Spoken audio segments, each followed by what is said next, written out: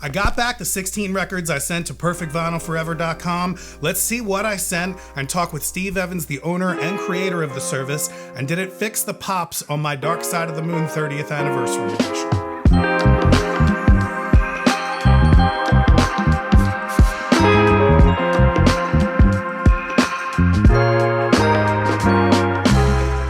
Part 1, where I get the packing materials and demo records that PerfectVinylForever.com sent to me. Take a second and check out the video here. You don't need to see that video to understand this video. I do know how to make a good sequel, but if you're not familiar with the service, Perfect Vinyl Forever is a record cleaning service that also offers record flattening as well, which I also had done. And basically you send them a box of records starting at 16 at a time, and they have packages that go up from there, and you get professionally cleaned records that are ultrasonically cleaned in an archival process that's developed by them and constantly being upgraded, as you're going to see in this video. Steve Evans, the owner from PVF, reached out to me when he saw this video about the levels of cleaning that you could be on, thanks to you guys watching these videos, and he offered to have me go through the process on a comp. So though I didn't pay for the service this time through, these are my honest results, and spoiler, it definitely works really, really well, and I'm going to continue to use them in the future. I always want to be upfront about any deals that brands make with this channel,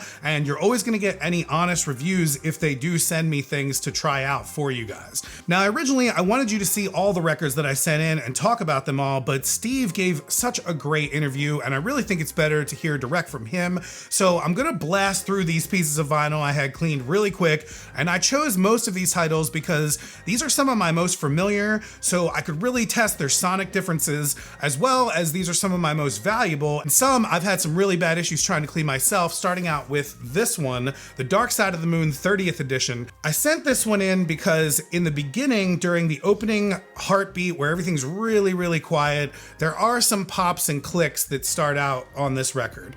And I tried numerous times to clean it myself with a vacuum cleaner, and now I've sent it off to PerfectVinylForever.com, and they were not able to get those out. There were some of them that were definitely a lot less. Now I will say this, after those pops or clicks settle out, the rest of this record sounds way better than the vacuum cleanings that I had done previously. This is one of my all-time favorite records. It's also one of the records that I've had for the longest that's been the dirtiest and has never performed well when I've tried listening to it. Especially in the very first track, there was a complete skip in the first track that now, after sending to this service, is completely gone. I've always had a theory that that skip could be cleaned out because in the times that I've vacuum cleaned this record, it's gotten a little bit better over time, but now it is a completely different record. This record also sounds so much better than the recent Red reissue that just came out, I think in 2021. This one is so much better. The original copy is so much better. If you can get your hands on an original copy, definitely go after this one versus that one. It's safe to say that all the records that I got back from Steve sound amazing. I will go through those in depth in the future. If you guys want to see me do another video on them, definitely subscribe below and let me know in a comment if you want to see that video. But now let's get right to Steve so we can hear directly from him about all the things he does to clean your vinyl. First off, thank you so much for doing this. Sure, happy to. It's nice to meet you, Rocco. So what exactly led to wanting to actually start a vinyl cleaning service business or get into all of this? Like, why did you want to get into this? A moment of delusion. No, I'm kidding. I honestly wanted a record cleaning machine. I started with fairly modest systems, doing a lot of DIY updating and modification of vintage components. It came time to start looking at maintaining my records, which was a modest collection, couple hundred at the time, and started looking into it. And at the time, even a $500 record cleaning machine was quite a bit of a stretch for me. And investing a lot in hi-fi was a challenge. So I started thinking about some DIY solutions. My background is in automation. So as I was thinking this through, I'm like, well, what if I built something? What would be the ideal? And the idea would be I'd press a button and all the stuff would happen, and that would be fun to make, and it would be really cool at the end of the day. And I've known of ultrasonic cleaning technology from way back when my dad had built a Heathkit ultrasonic cleaner in our workshop, in the late 70s or so. And when I started reading that people were cleaning records, that really caught my interest. So I started buying ultrasonic generators, transducers, built my own tanks, built my own switch panels. You know, when I was first laying out a switch panel, I literally printed out something on my laser printer, glued it down to a piece of thin plywood, and cut these things out with a Dremel tool to build my first prototype. Ultimately, then, you know, I had professional panels made. I noticed on the new records that I got back from you, they were listed as Archival 3.1. And on the website, Mhm. it might just be a little like not updated verbally or whatever, but you had 3.0 listed there. What are like the little tweaks that you do? Mhm. I think I saw on your Sonic Flare video, you had talked about when you actually make like a major change, you go to the actual first digit change, and then like incremental changes, Yeah. you'll go from there. Can you speak to that a little bit? Everything along the journey, we've tweaked everything from the ultrasonic frequency that we use to the chemistry to the process, to the general order of things, um, because you continuously learn things. So when I went from the 1.0 to the 2.0 process, that's when I did a major change of our ultrasonic cleaning technology. And when you go increase your ultrasonic frequencies, you get finer and finer cavitational implosions that get into the groove and actually touch and extract the detail of the record. We're doing that because we're removing this layer of manufacturing residue that many in the past called a mold release. That's not technically correct. A mold release would be you spray something on the stampers and then you press the vinyl, and that doesn't happen. What it is it's the plasticizers that are added to the base PVC polymer that make it soft enough to be pressed with pressure and heat to ultimately receive the details that exist on the male stampers that are making the record itself, making the grooves. And at the end of the day, it's a fine coating that fills in the details of the groove. So if you can get into those submicron areas of the groove, gently remove that mold release, your stylus will retrieve more information off the record itself. A pressed vinyl record has submicron details, and our goal is to reveal details of those details, because when you do that, you are actually making the record a higher definition artifact, a higher definition source of your music. We will change the primary digit based on the following qualifier.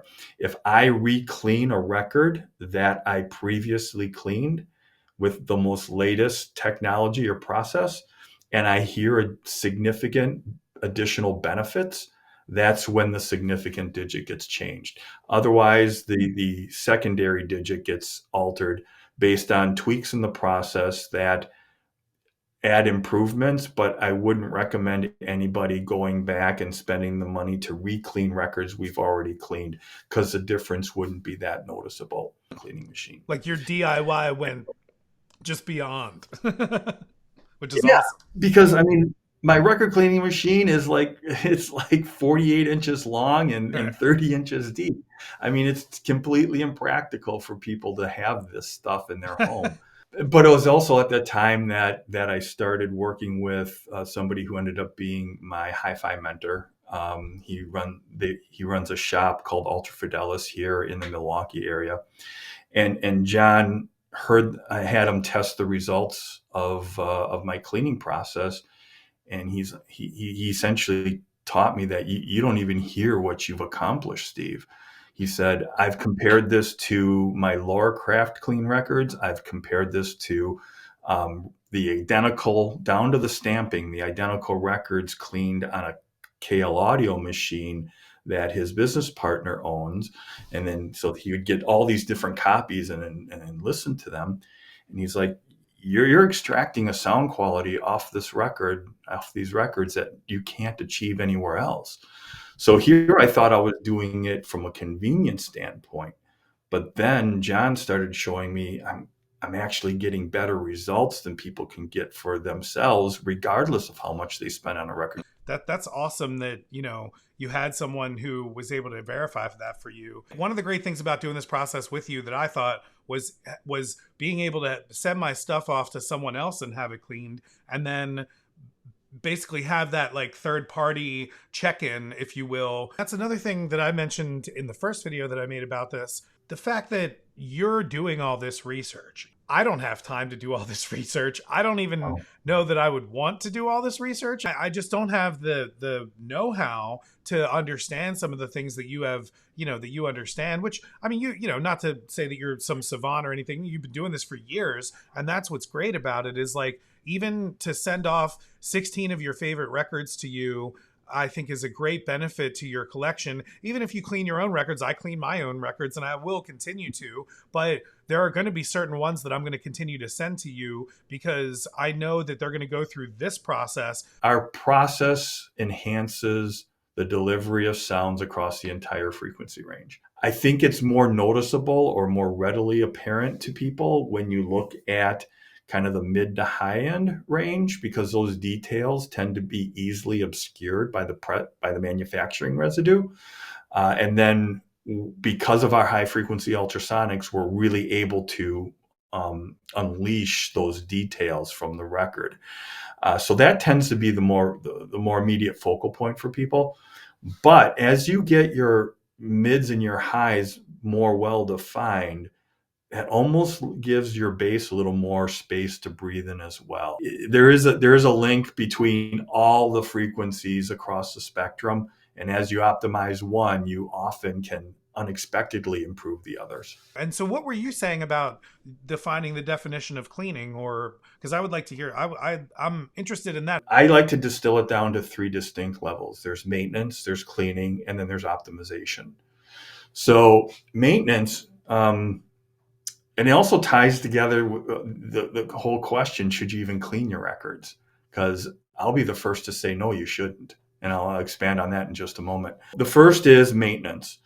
Maintenance is as simple as just taking your carbon fiber bristle brush, sweeping the record before each play, make sure that any surface dust that has landed on the record is removed, play the record, put it back in your sleeve, you're good to go. Maintenance is really simple. Everybody should be doing it, along with cleaning your stylus frequently. The next is cleaning. And cleaning is where you are removing contaminants off the record, but that doesn't include the manufacturing residue. By doing a really thorough cleaning, you can improve the sound of the record from a surface noise perspective. And there's plenty of ways to do that. You can do that with a vacuum unit, whether it's something you put together yourself, or whether it's a dedicated like a VPI or a project style vacuum record cleaning machine. You can do a good job of reducing surface noise with those devices. The key to success there is put 3 times the emphasis on rinsing than you do with cleaning, because leftover cleaning residue will damage your records more than anything else you could possibly do, short of stepping on them, leaving them exposed on the carpet, or something completely negligent. You can also do a good job cleaning records with some of the ultrasonic machines that are available as a consumer. Things like, and they tend to be the lower frequency models, like the Kermis, like the Humming Guru, like the KL Audio, for example. The lower frequency ultrasonic machines clean records to varying degrees of effectiveness. Now, if you want to go into the optimization of the records, meaning we want to make our records higher resolution, we want to hear more details, we want more naturalism, we want more impact, we want less smearing of the sound. That is where high frequency ultrasonics with the right chemistry can provide those results. So I don't say we're a record optimization service, because that, to me, that sounds like a lot of marketing crap, and to me that would be off-putting. So, but the reality is we are optimizing records, which is the third stage above cleaning records themselves. Regarding should you clean your records, I will offer this golden rule. No, do not clean your records unless you're going to do a very, very good job of it. Because unless you do that, you're going to do more harm than good. If I had the power to do a class action lawsuit against anybody who sold a brush with a bottle of solution that you squirt on the record, then you run the brush over it and wait for it to dry, no good can come of that.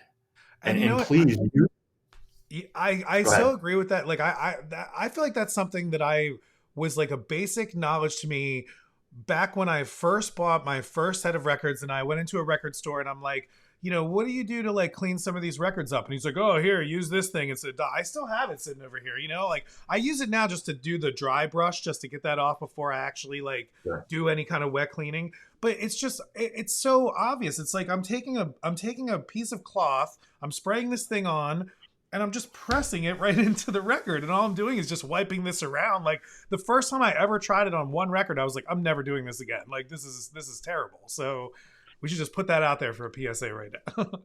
Absolutely. Please, if you're doing that, stop. You're not doing yourself any favors. You're wasting money, and you're basically impacting contaminants Right. down into the groove, which makes them very, very difficult to clean or to remove at a future state. Very cool. I do think we should talk about flattening, Yes. because we had something interesting happen, and I want everybody to be aware of it, which I think is counter to the way a lot of people would address the issue.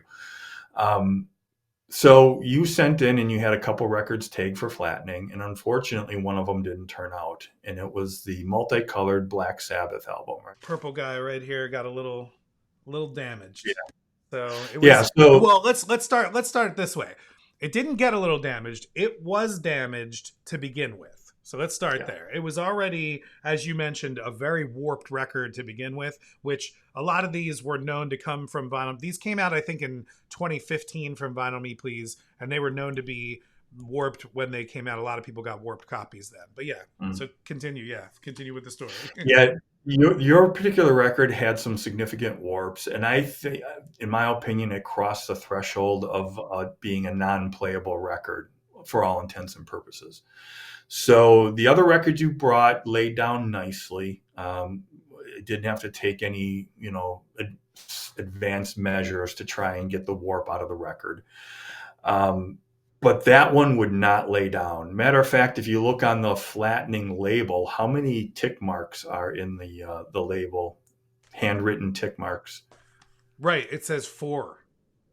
Yeah. There's 4 handwritten tick marks. Yeah. So you tried flattening this 4 times?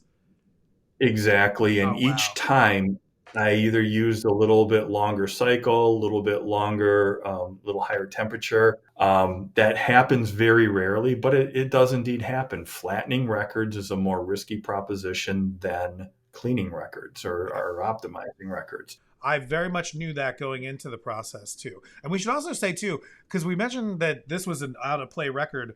One of the other records that I sent you was actually way worse. I said that there was a Son and Star Daptone records that I sent you that was, I mean, that thing would not even, I have an automatic turntable back here that when I would sit it on it, the little button on the automatic turntable wouldn't even get pressed because the record was so warped from it.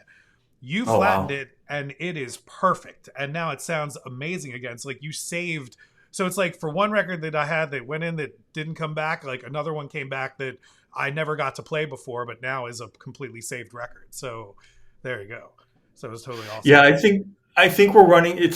I would put it at the 2% level. And I hate to say it, you do say you're a fan of colored vinyl. That's great. They do present additional challenges, and I do flatten more non-black records than any other record that goes through the flattening process. I don't think I've ever had a warp issue with an older record. Well, like any record that I've gotten that's been older that is that I would even say came from the 80s and on, any pressing, I've never had an issue with warps from older records. All my warps have come from new vinyl, have come from new pressings.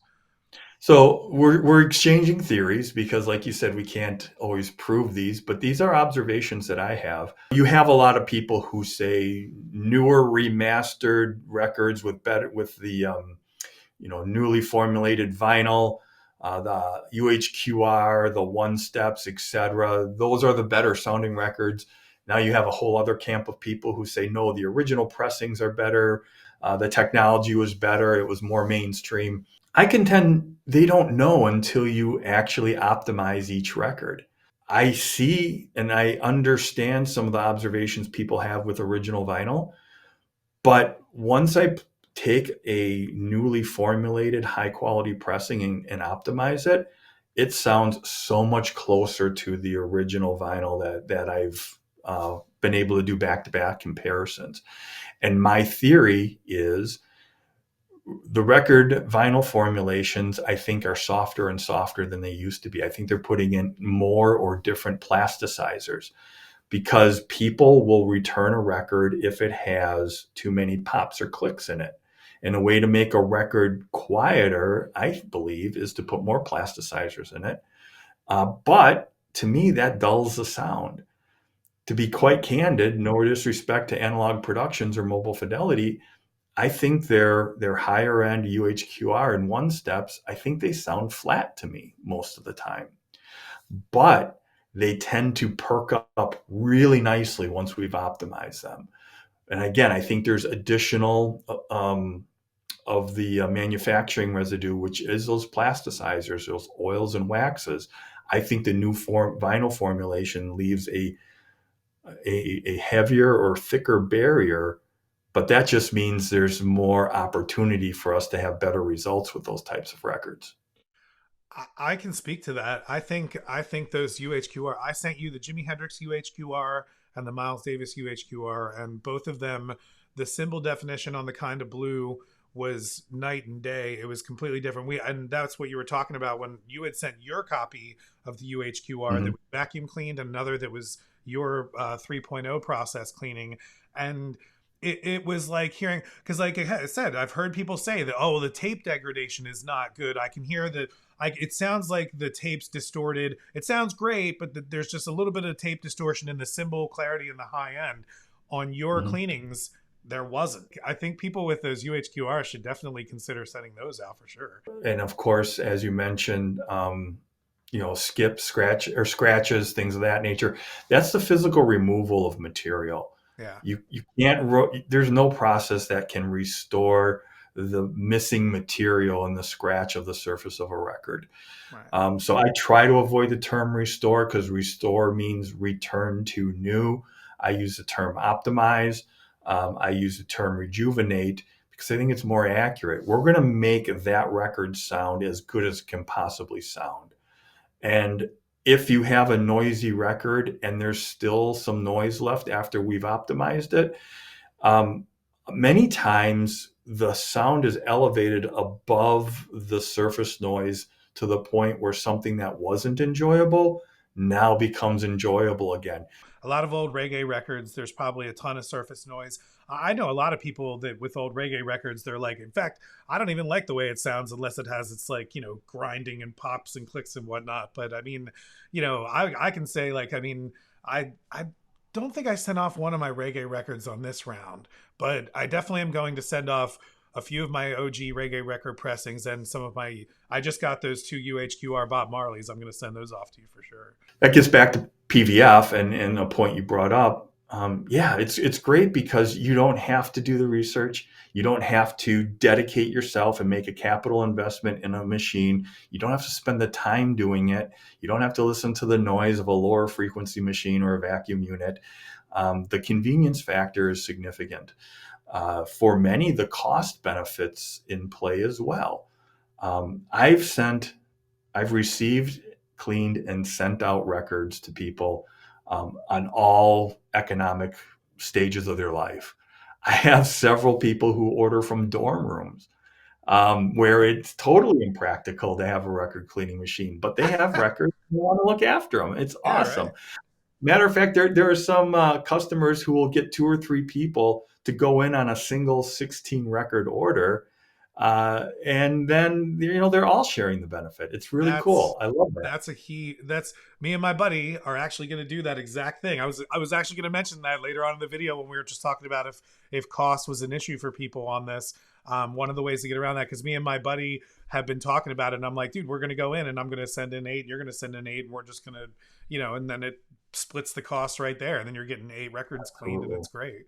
I say, people who really love our service are the people who really emotionally connect and are moved by music. And when people come back and say things like, hey, I just got my records back. I was doing some work at home, tax season, I'm really busy, but I couldn't focus because I couldn't believe what I was hearing. Yeah. I mean, that makes my day. That's so awesome.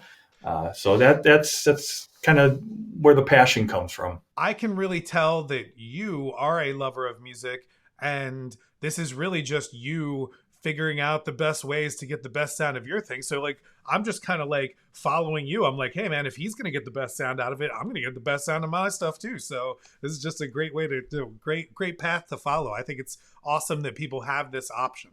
One thing I want to ask you, somebody had made the comment, they were like, okay, well, it's nice to be able to send these things off, but even just in the time that you're going to sit your record on a record player and spin it for the 20 minutes that it's playing, dust is going to fall on it while you're listening to it. Isn't that going to negate the whole process?